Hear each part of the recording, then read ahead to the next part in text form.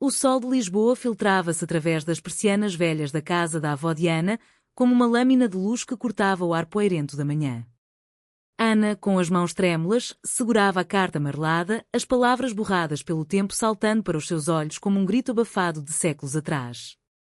Meu amor eterno, nestas ruas de saudades, o teu toque é o fado que me embala a alma, lia ela em voz baixa, o coração acelerado como o elétrico que subia a colina de Alfama. Mas foi a assinatura, num traço delicado e feminino, que a fez cair de joelhos no chão de azulejos rachados. Para ti, da tua Maria, 1927. Não era só uma relíquia, era um segredo que ecoava no seu próprio peito, um espelho cruel para o que ela nunca ousara admitir. E Sofia, a amiga de infância que ria com ela nas festas de Santo António, que partilhava os segredos sussurrados no chiado, estava prestes a ser arrastada para o abismo por causa disto. Ana fechou os olhos, sentindo o peso da traição iminente, sem saber que a verdadeira ferida já sangrava há anos. A casa da avó de Ana ficava encostada ao bairro alto, onde as ruas estreitas ainda guardavam o eco das serenatas de fado que, nas noites de verão, faziam as varandas tremerem com violas e guitarras portuguesas. Era uma casa antiga, de paredes caiadas que se desprendiam em flocos como memórias esquecidas, e cheirava a lavanda seca e a pastéis de nata assados na padaria da esquina. Ana, com 22 anos e os cabelos castanhos curtos que dançavam ao vento do Tejo, era estudante de História na Universidade de Lisboa. Vinha ali todos os fins de semana, desde que a avó, Dona Rosa, partira para o céu dos santos em março passado, deixando-lhe chaves e um baú cheio de fantasmas. Naquele sábado de outono, o ar estava carregado de umidade suave, como se o rio conspirasse com as nuvens para lavar as ruas de Lisboa. Ana revirava o sótão à procura de documentos para o seu trabalho sobre as mulheres na ditadura salazarista. O baú de madeira entalhada, coberto de poeira, rangeu ao abrir-se, revelando pilhas de roupas amarrotadas, fotografias em sépia e, no fundo, embrulhada num lenço de renda, a carta. As suas mãos, ainda marcadas pela tinta do bloco de notas da faculdade, desfiaram o papel com cuidado reverente. As palavras de Maria fluíam como um rio subterrâneo, amor proibido, toques roubados nas sombras dos conventos, saudades que doíam mais que o exílio. Maria escrevia para outra mulher, uma paixão que desafiava as leis do tempo e da sociedade portuguesa da época, onde o amor assim era sussurrado apenas nas noites de fado, entre copos de aguardente e olhares desviados. Ana sentiu um arrepio percorrer-lhe a espinha. Não era só a história que a comovia, era o eco pessoal. Desde criança, Sofia fora o seu porto seguro. Elas cresceram juntas em Belém, correndo pelos jardins dos Jerónimos, roubando beijos de chocolate nas feiras de Belém. Sofia, com os seus cachos negros que caíam como cachoeiras sobre os ombros e olhos cor de avelã que pareciam guardar segredos do Atlântico, era a ousada, a que arrastava Ana para danças nas festas populares, para mergulhos no Tejo em dias de calor abrasador. Tu és a minha meia laranja, Ana, dizia Sofia, rindo, enquanto partilhavam um prato de bacalhau à brás na tasca do avô dela. Mas Ana sempre sentira algo mais, um formigueiro no estômago quando Sofia se inclinava perto, um vazio quando ela namoriscava com rapazes da escola. Era um crush secreto, enterrado como as ruínas romanas sob Lisboa, temendo o julgamento da família católica, das amigas conservadoras. Agora, a carta de Maria agitava esse poço adormecido. Ana dobrou o papel e guardou-o no bolso da saia de linho, decidindo partilhá-lo com Sofia naquela tarde. Elas marcavam sempre um café no Chiado, no à brasileira, onde o cheiro expresso se misturava com o burburinho dos turistas e dos lisboetas apressados. Caminhando pelas calçadas tortas, Ana sentia o coração bater como o sino da Sé de Lisboa ao meio-dia. O Tejo brilhava ao longe, preguiçoso e eterno, como se zombasse das suas dúvidas. Sofia chegou atrasada, como sempre, com um vestido florido que dançava ao vento e um sorriso que iluminava a praça. Desculpa, o elétrico parou outra vez na graça, exclamou, beijando Ana nas duas bochechas com um entusiasmo que a fez corar. Sentaram-se à mesa de mármore, pedindo 2 galões e um prato de tostas com queijo da serra. Sofia era designer gráfica, trabalhava numa agência no bairro Alto, criando cartazes para os festivais de fado moderno que misturavam tradição com eletrónica. Conta-me tudo da avó. Encontraste algo interessante? Perguntou, inclinando-se para frente, os olhos brilhando de curiosidade genuína. Ana hesitou, o papel queimando no bolso. Sim. Uma carta. De 1927. É intensa. Tirou-a devagar, desdobrando-a sobre a mesa. Sofia leu em silêncio, os lábios entreabertos, as mãos imóveis sobre o guardanapo. Quando terminou, ergueu os olhos, e neles Ana viu algo que não esperava, dor, misturada com um reconhecimento profundo, como se a carta fosse um espelho partido do seu próprio coração. Isso é como nós, não é? Murmurou Sofia, a voz baixa, quase engolida pelo tilintar das chávenas vizinhas. Ana piscou, confusa. O quê? Como nós? Sofia engoliu em seco, olhando para o chão de mosaico. Lembras-te daquela noite no castelo de São Jorge, há 2 anos? Bebemos vinho de Adão até cairmos de riso, e eu. Eu quase te disse. Mas não ousei. Achei que estragaria tudo. O mundo parou. Ana sentiu o ar fugir-lhe dos pulmões. Sofia, a sua Sofia, com um creche secreto? Anos de amizade, de noites confidenciadas, de abraços que duravam segundos a mais, tudo fazia sentido agora, como peças de um azulejo que se encaixavam. Mas em vez de alegria, veio o pânico. Porquê agora? Porquê esta carta? Achas que eu sinto mesmo? A voz de Ana tremeu, acusadora, sem que ela o pretendesse. Sofia recuou, o rosto pálido como as paredes de Alfama ao amanhecer. Não era para ser assim. Eu guardei isso dentro de mim, como um fado que não canto. Mas esta carta. Ela abriu a porta que eu trancara.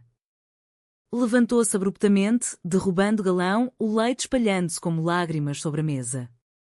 Desculpa, Ana. Eu preciso de a. E fugiu, deixando Ana sozinha com a carta e o peso de uma amizade que se desfazia como névoa sobre o Tejo.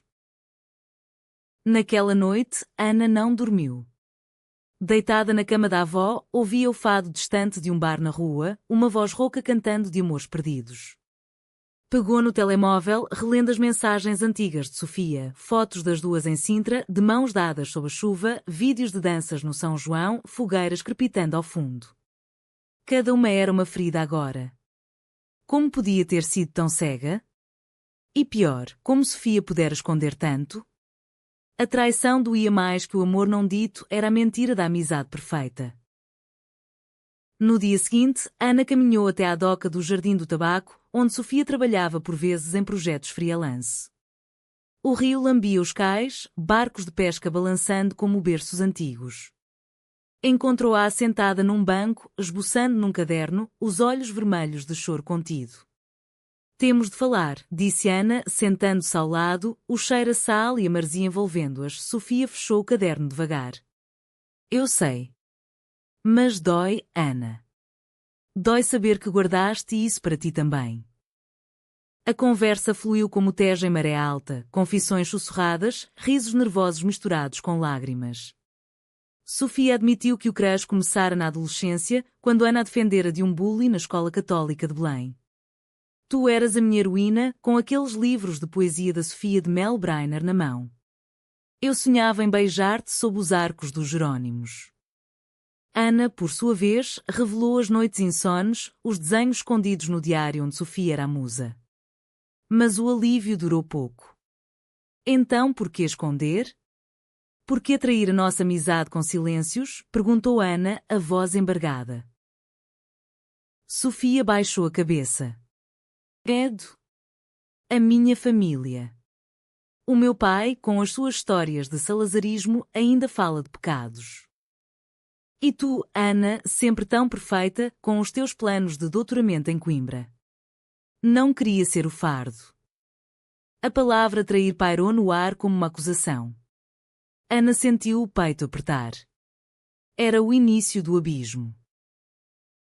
Os dias seguintes foram um turbilhão de Lisboa em movimento, elétricos rangendo nas colinas, vendedores de castanhas assadas enchendo o ar com fumo doce, multidões no rocio debatendo política como nos cafés de Essa de Queiroz.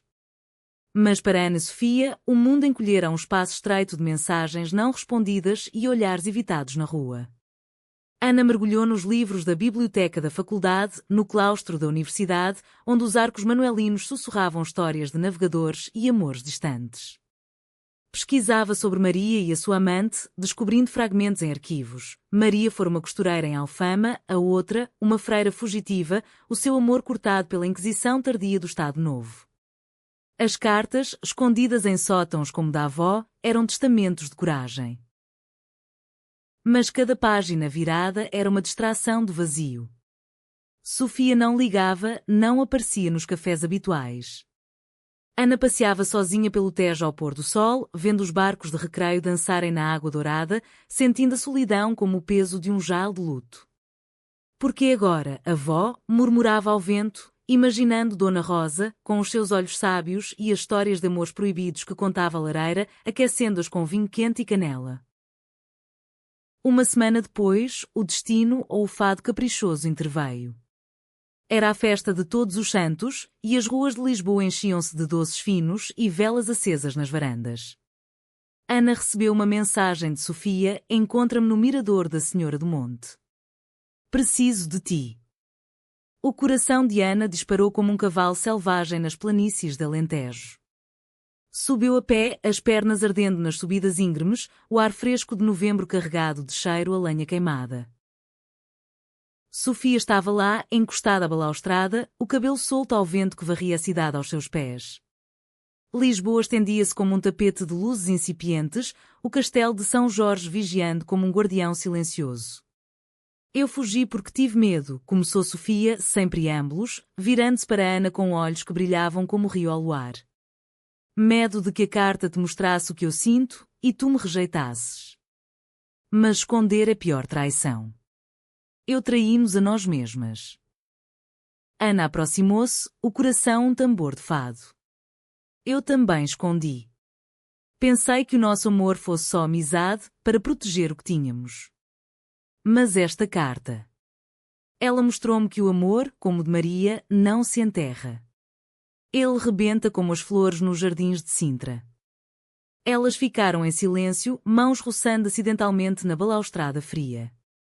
O toque era elétrico, como o primeiro raio de verão sobre o Atlântico. Sofia virou-se devagar, os lábios tremendo. E se tentássemos? Sem segredos, sem medos de família ou sociedade? O beijo veio natural, como o nascer do sol sobre o Tejo, suave, hesitante, depois profundo, sabendo a sal das lágrimas e a doçura das promessas. Sob o miradouro, Lisboa aplaudia em silêncio, com o som distante de uma viola chorando uma saudade feliz. Naquela noite, caminharam de mãos dadas pelas ruas de Alfama, parando para comer sardinhas assadas numa tasquinha escondida, rindo de memórias antigas e tecendo novas. Sofia confessou mais, os desenhos que fizera de Ana, escondidos no estúdio, as noites em que cantara fado sozinha, imaginando-a na plateia. Ana partilhou os poemas rabiscados em margens de livros, inspirados no riso de Sofia. Mas o idílio foi breve. Na manhã seguinte, no apartamento partilhado de Sofia no Príncipe Real, um espaço cheio de azulejos pintados à mão e plantas penduradas como eras selvagens, o telefone tocou como um sino de alarme. Era o pai de Sofia, o Sr. Manuel, um homem de bigode grisalho e mãos calejadas de anos na marinha mercante. Menina, o que é isto que eu vi? Tu e a Ana. Andam de mãos dadas como? Como aquelas mulheres dos pecados antigos? A voz era um trovão, e quando as homilias da igreja de São Roque. Sofia empalideceu, o telemóvel escorregando das mãos. Ana, que preparava café na cozinha minúscula, congelou. Pai, não é nada disso. É amor. As palavras saíram fracas, mas verdadeiras. Do outro lado, silêncio, depois um suspiro pesado como no voeiro do Tejo. Vem para casa amanhã. Vamos falar. E traz a Ana. Não escondas mais, filha. O salazarismo acabou, mas as feridas ficam. O encontro no Alentejo, na casa rural da família de Sofia perto de Évora, foi um calvário. A viagem de comboio foi tensa, mãos entrelaçadas sob olhares curiosos dos passageiros. A paisagem mudava de colinas verdes para planícies douradas de sobreiros, o cheiro a cortiça e a terra vermelha infiltrando-se pelas janelas. Chegaram ao fim da tarde, o sol poente tingindo os campos de cor de vinho. O pai esperava na varanda, com uma garrafa de tinto e queijos locais, o rosto uma máscara de preocupação enrugada pelo sol. Sentem-se, disse ele, servindo copos com mãos firmes. Ana sentiu-se uma intrusa, o coração batendo como o relógio da Torre da Sé. Sofia começou, voz trêmula: pai, eu amo a Ana. Não como amiga. Como a mãe amava o pai, mas nosso. O senhor Manuel baixou os olhos, rodando o copo. Eu sei dos teus desenhos, Sofia. Escondidos no sótão, como aquela carta que a avó contava, de amores que Lisboa engolia. Revelou então o seu próprio segredo. A mãe de Sofia, falecida jovem, tivera uma amiga íntima, uma paixão sussurrada nas noites alentejanas, aceita em silêncio pela família para evitar escândalos. As lágrimas vieram, misturando-se ao vinho. Eu traí o meu coração por medo de te perder, pai. Mas agora perco tudo se não for honesta. O abraço que se seguiu foi desajeitado, mas real, um pai e filha reconciliando-se sob o céu estrelado do Alentejo, com Ana como testemunha muda, o peito cheio de esperança frágil. De volta a Lisboa, o romance floresceu como a jacarandás na primavera, passeios pelo oceanário, piqueniques no Monsanto com pão de milho e azeitonas, noites de fado no Senhor Vinho, onde Sofia sussurrava letras antigas ao ouvido de Ana. Mas o conflito pairava, como nuvens sobre a Serra da Arrábida. Uma colega de Ana na faculdade, Marta, uma rapariga de cabelos ruivos e língua afiada, começou a espalhar rumores. Ouvi dizer que a Sofia anda com um rapaz novo. Alguém da agência. Era mentira, mas plantada com veneno, e quando as traições sociais que Maria enfrentara. Ana confrontou a Sofia numa noite chuvosa no terreiro do Paço, sob os arcos iluminados. É verdade? Depois de tudo, outra traição? Sofia negou, lágrimas misturando-se à chuva. É inveja, Ana. Marta sempre quis o que temos. Mas a semente da dúvida germinara. O inverno lisboeta chegou manso, com chuvas finas que lavavam as estátuas dos grandes homens no chiado, deixando-as reluzentes como promessas novas. Ana e Sofia tentavam reconstruir, tecendo o amor com fios delicados, aulas de fado juntas na casa da guitarra, onde Sofia aprendia a dedilhar as cordas com dedos ágeis, e Ana cantava versos de Amália Rodrigues com voz rouca de emoção, fins de semana em Cascais, caminhando na praia da Conceição, pés na areia fria, falando de futuros, talvez um apartamento próprio no bairro Alto, com varanda para ver os fogos do Santo António. Mas a dúvida de Marta corroía como o sal do Tejo nas feridas abertas. Ana via sombras em cada mensagem de Sofia que demorava a responder, em cada riso com colegas no estúdio. É paranoia, amor, dizia Sofia, beijando-lhe a testa na cama, o quarto iluminado por uma lamparina de azeite que cheirava a oliveiras antigas. Confia em mim, como confiei em ti com a carta. Ana assentia, mas o sono fugia, substituído por sonhos onde Sofia desaparecia nas ruas labirínticas de Alfama, deixando apenas ecos de risos.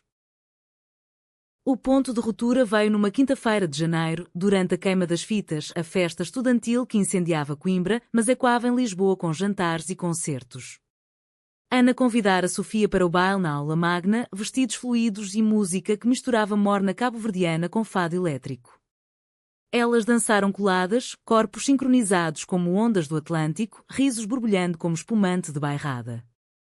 Mas no intervalo, Ana viu Marta aproximar-se de Sofia, um copo na mão, sussurrando algo que a fez rir, um riso inocente, mas que para Ana soou como traição. Que foi aquilo? Perguntou Ana mais tarde, no elétrico que as levava para casa, o veículo sacolejando nas curvas da Avenida da Liberdade. Sofia suspirou, cansada. Nada, só piada sobre o cartaz que ela odeia. Ana, para com isto. Estás a destruir-nos com fantasmas. As palavras feriram como uma navalha de navalha. Eu? Tu é que escondeste anos. Esta carta foi só o começo, agora, mais segredos? A discussão escalou, vozes altas no elétrico vazio, o condutor olhando pelo retrovisor com indiferença lisboeta. Sofia desceu no rocio, sozinha, gritando por cima do ombro. Se queres traição, olha para o teu medo. Ele é o verdadeiro inimigo. Ana ficou, o coração em pedaços, vendo a figura de Sofia dissolver-se na multidão noturna, lanternas chinesas balançando como almas perdidas. Dias de silêncio seguiram, um inverno interno mais frio que o vento do norte. Ana voltou à casa da avó, reabrindo o baú em busca de consolo. Encontrou mais cartas de Maria, não só amor, mas lutas, descrições de noites presas em conventos, de sussurros com amigas que as traíam por medo da polícia de vigilância. Uma frase saltou: a maior traição não é do mundo, mas do coração que se fecha ao outro. Lágrimas caíram no papel, borrando as tintas desbotadas. Ana percebeu, o seu medo era o salazarismo moderno, o conservadorismo que ainda pairava nas conversas de família, nos olhares de estranhos. Decidiu confrontar Marta. Encontrou-a na cantina da faculdade, rodeada de amigos, rindo alto. Por que os rumores? Inveja do nosso amor? Marta ergueu uma sobrancelha ruiva. Amor? Ouvi da boca de Sofia, ela disse que era só uma fase, que voltaria aos rapazes. Perguntei. A mentira era evidente, mas o dano estava feito. Ana fugiu para o Tejo, sentando-se nos cais, vendo os vapores deslizarem como fantasmas. Ligou para Sofia, voz quebrada. Vem. Precisamos de verdade, toda ela. Sofia apareceu ao entardecer, com um ramalhete de flores de laranjeira roubadas de um jardim em Moraria, símbolo de amor em Lisboa. Marta mente. Eu disse-lhe o oposto, que te amo mais que tudo, que esta é a minha vida. Abraçaram-se sob o céu cor de laranja, o rio testemunha silenciosa. Mas o abraço era frágil, como os arcos do aqueduto das águas livres após o terremoto. A reconciliação veio devagar, com terapia improvisada nas ruas, visitas ao Museu do Fado, onde ouviram gravações de Maria Teresa de Noronha, vozes que cantavam de amores impossíveis, caminhadas no jardim botânico, entre palmeiras e estufas de vidros embaçados, partilhando medos como sementes plantadas na terra úmida. Sofia confessou a pressão da agência, onde um cliente conservador questionara o seu estilo de vida, forçando-a a esconder fotos delas nas redes. Traí-nos ao não lutar, admitiu. Ana, por sua vez, revelou o pavor do futuro. E se a família me virar as costas? A mãe, com as suas novenas na igreja de Santa Engrácia. O amor aprofundou-se, tornando-se uma tapeçaria tecida com linhas de vulnerabilidade. Uma noite, no apartamento de Sofia, sob a luz de velas que cheiravam a cera de abelhas alentejanas, elas escreveram a sua própria carta, promessas de honestidade, de enfrentar o mundo juntas, selada com um beijo que sabia futuro possível. Como Maria, seremos eternas, sussurrou Ana. Mas o destino, traidor como o fado, reservava-o-se ao trau. Em fevereiro, durante o carnaval de Torres Vedras, máscaras coloridas, desfiles de alegorias que zombavam da sociedade, Sofia recebeu uma oferta de emprego em Porto, numa agência de design de renome. É uma oportunidade, Ana. Mas significa mudar. E deixar-te aqui. A notícia caiu como confetes amargos. Ana sentiu o chão abrir-se sob os pés, como o terremoto de 1755 que engolira Lisboa. Traição final, pensou ela, amarga. Deixar-me agora, quando mal começamos? A discussão no hotelzinho de paredes caiadas foi feroz, acusações voando como serpentinas rasgadas. Tu queres o sucesso mais que nós, gritou Ana. Sofia rebateu, e tu queres Lisboa como prisão. O amor não é corrente. Partiram separadas, máscaras caídas, corações expostos à chuva de fevereiro. A separação foi um exílio autoimposto.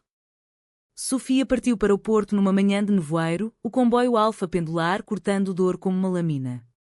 Ana ficou em Lisboa, vagando como um fantasma pelas ruas que outrora cantavam o seu amor, o Chiado sem o riso de Sofia, o Tejo sem o reflexo dos seus abraços. Mergulhou no trabalho, finalizando a tese sobre mulheres queer na literatura portuguesa, citando Florbela Espanca e as suas paixões não ditas. Mas cada página era uma ferida, cada referência a amores traídos um espelho do seu próprio. Amigas comuns mediavam, chamadas noturnas com Inês, a prima de Sofia, que contava das noites tristes no Porto, Sofia desenhando sozinha ao som de fado nortenho. Ela chora pela ti, Ana. Diz que a distância é a maior traição. Ana respondia com silêncios, o coração endurecido como as pedras do pavimento lisboeta. O CAO trau irrompeu na Páscoa quando o pai de Sofia, curado pelo vinho e pela reflexão alentejana, convidou-as para a casa em Évora. Vão, meninas. O amor não espera por orgulhos. Ana hesitou, mas o chamado do sangue e do coração foi mais forte. Viajou de autocarro, a paisagem de montados de sobreiros desfocando sem lágrimas. Chegou ao anoitecer, o ar cheio de cheiro a cordeiro assado e ervas silvestres. Sofia estava na cozinha, amassando pão com mãos farinhentas, o cabelo preso num lenço como as mulheres alentejanas das cantigas. O reencontro foi elétrico, olhares cruzados sobre mesa, palavras engolidas com o borrego e o arroz de miúdos. Depois do jantar, sob as estrelas do céu rural mais claras que as luzes poluídas de Lisboa, saíram para o olival. Eu traí-nos ao ir, confessou Sofia, voz baixa como o farfalhar das folhas. Pensei que o trabalho me salvava do medo, mas era fuga. Ana, com a carta de Maria no bolso como talismã, rebateu, e eu traí ao duvidar. O crush secreto era nosso prisão comum. Mas agora, vemos claro. O beijo sob o olival foi redenção, profundo, urgente, selado pelo orvalho da noite. O pai, espreitando da varanda, sorriu em silêncio, acendendo um cigarro de palha. De volta, decidiram juntas. Sofia recusaria o Porto, optando por freelance em Lisboa. Ana proporia o mestrado partilhado, talvez em Évora, para equilibrar raízes. O amor renasceu mais forte, entrelaçado com a terra portuguesa, visitas a vinhas do Dão, onde provavam vinhos tintos que contavam histórias de gerações, danças no rancho folclórico de Évora, saias rodando como rodas de destino. Mas a traição final veio de onde menos esperavam. Marta, invejosa, enviou anónimos à família de Ana, cartas impressas com mentiras sobre escândalos e pecados. A mãe de Ana, Dona Luísa, uma viúva devota das procissões do Corpo de Deus, leu-as numa tarde de maio, o sol filtrando pelas rendas da sala em Restelo. Ligou para Ana, voz trêmula. É verdade, filha? Aquela Sofia. Corrompe-te? O confronto na casa familiar foi um furacão, Bíblia aberta na mesa, lágrimas e acusações voando como folhas ao vento. Traição à família, à fé, gritava a mãe. Ana defendeu-se, voz firme como as muralhas de Belém. Mãe, o amor é graça divina, não pecado. Como de Maria na carta da avó, ela amou e foi abençoada no céu. Revelou tudo, o crush, a carta, as lutas. Dona Luísa, abalada, recordou a própria juventude, uma amiga perdida para o convento por amor proibido. Eu traí o meu coração também, admitiu, abraçando Ana pela primeira vez em anos sem reserva. O verão chegou a Lisboa como um amante ardente, azulejos quentes ao toque, o ar vibrando com o canto dos grilos nos jardins do Parlamento, festas de São João enchendo as ruas de martelos de plástico e sardinhas grelhadas. Ana e Sofia, fortalecidas pelas reconciliações familiares, floresceram. Alugaram um apartamento pequeno no Madragoa, com janelas que davam para o estuário do Tejo, paredes pintadas de azul como o céu de Fátima. Decoraram com azulejos recuperados de um mercado de velharias e uma viola pendurada para as noites de fado caseiro. O amor delas era agora público, mas sutil, mãos dadas no mercado da Ribeira, provando queijos de azeitão e vinhos verdes, piqueniques no Parque Eduardo VII, com cestas de pão alentejano e frutas do Ribatejo. Sofia expunha os seus desenhos numa galeria no Cais do Sodré, retratos de Ana entrelaçados com motivos portugueses, o Tejo como veia de paixão, azulejos como mosaicos de memórias. A inauguração foi um sucesso, com o pai de Sofia a brindar com orgulho e a mãe de Ana a sussurrar bênçãos discretas. Mas o conflito interno persistia, como resquícios de um terremoto. Ana lutava com a aceitação plena da família, visitas tensas onde conversas sobre pecados modernos pairavam. Sofia enfrentava clientes que questionavam o seu foco emocional. É a sociedade que trai, não nós, diziam uma à outra, abraçando-se nas noites quentes, janelas abertas ao som distante de morna. O verdadeiro C.A.O. Trau veio em agosto, durante as festas de Ourique, terra ancestral de Afonso Henriques, cheia de ranchos e cantos épicos. Sofia descobriu, por acidente, uma mensagem antiga no telemóvel de Ana, uma troca com Marta, não romântica, mas confidencial, onde Ana desabafara dúvidas sobre o relacionamento nos primeiros meses. Traição de palavras, pensou Sofia, o ciúme corroendo como vinagre em vinho.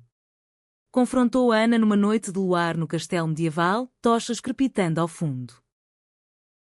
Como pudeste partilhar os nossos segredos com ela? Depois de tudo. Ana, chocada, explicou, era desespero, amor. Antes da reconciliação. Eu traí a mim mesma, não a ti. A discussão foi visceral, palavras como adagas, acusações de fraqueza, de não merecer o amor de Maria. Sofia fugiu para a tenda familiar, chorando sozinha, enquanto fogueiras dançavam como demónios. Ana passou a noite em vigília, lendo a carta de Maria à luz de uma lanterna. No amor, o perdão é o fado que cura. Ao amanhecer, encontrou Sofia no olival próximo, olhos inchados mas abertos. Eu também escondi conversas com um ex-colega, só amizade, mas devia ter dito. O perdão veio com o sol nascente, abraços sob as oliveiras seculares, promessas renovadas de transparência total. De volta a Lisboa, o outono trouxe equilíbrio. Ana defendia uma palestra na faculdade sobre amores ocultos na história portuguesa, citando a carta como peça central, com Sofia ao lado, desenhando ilustrações ao vivo.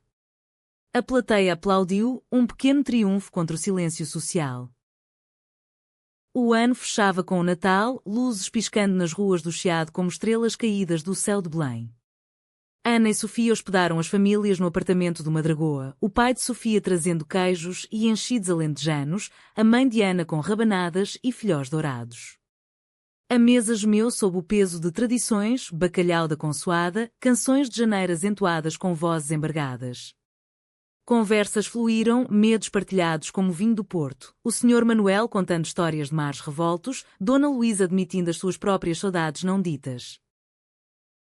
O amor delas, agora maduro, era humanista, não só paixão, mas apoio mútuo. Ana publicou a tese, dedicada à Sofia, Minha Maria Eterna. Sofia ganhou um prémio de design por uma série sobre saudades que era, exposta no MAT, com a Carta de Maria como inspiração central. Enfrentaram pequenos conflitos, uma discussão sobre viagens, outra sobre finanças, mas resolviam com diálogos abertos, como as assembleias de fado onde todos cantam a sua parte. O clímax final, sutil, veio na véspera de Ano Novo no Terreiro do Paço, fogos sobre o Tejo, multidão rugindo contagens regressivas.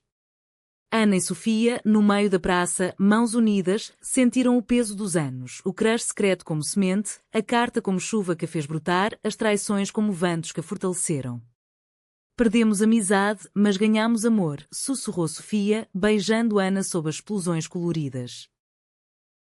O fim não era perfeito, havia ainda olhares enviesados na rua, dúvidas familiares residuais, mas era humano. Um amor que refletia Portugal, terra de fado e esperança, de azulejos quebrados recompostos em padrões belos.